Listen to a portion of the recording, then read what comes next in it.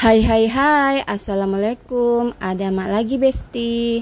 Alhamdulillah malam ke-20 Ramadan, malam ganjil ini kau besti. Malam bagus berburu, malam Lailatul Qadar. 10 malam terakhir di akhir Ramadan itu malam rahasia diturunkannya malam Lailatul Qadar. Jadi 10 malam terakhir ini besti, perbanyak memang ibadatan, rajin-rajin ki sholat malam, siapa tahu dianugerahkan ki malam Lailatul Qadar. Singkat cerita di sini saya akan melaksanakan sholat tarawih berjamaah di malam ke-27 Ramadan ini di Masjid As-Salam Maros Moncong Loe. Ini ada mak di masjid, jalan mak ini masuk. Telat kak datang ini ke masjid, selesai orang sholat isya baru sampai kak di masjid karena lumayan jauh juga jaraknya antara Sudian dan Moncong Loe.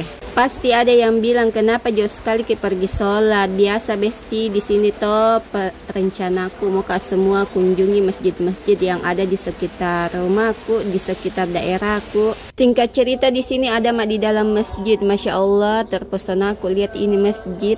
Ini tuh masjid hampir mirip ki desainnya dengan masjid terapun yang ada di Pantai Losari yang di lantai 3-nya besti. Lihat maki videoku ada itu yang bagian lantai 3-nya, nah miripnya itu yang di bagian dalamnya besti. Lihat maki.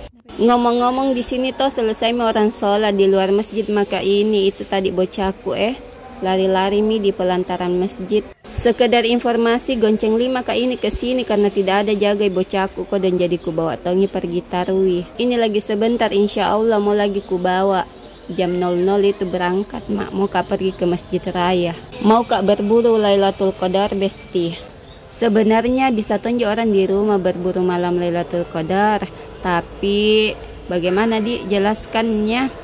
Kalau rame ki semangat ki beribadah, kalau sendiri ki biasa tuh tak dok ki besti. Apalagi ini jam-jam rawan tidur. Singkat cerita di sini mau maka pulang. Sampai di sini dulu ceritaku bestina. Assalamualaikum, dadah.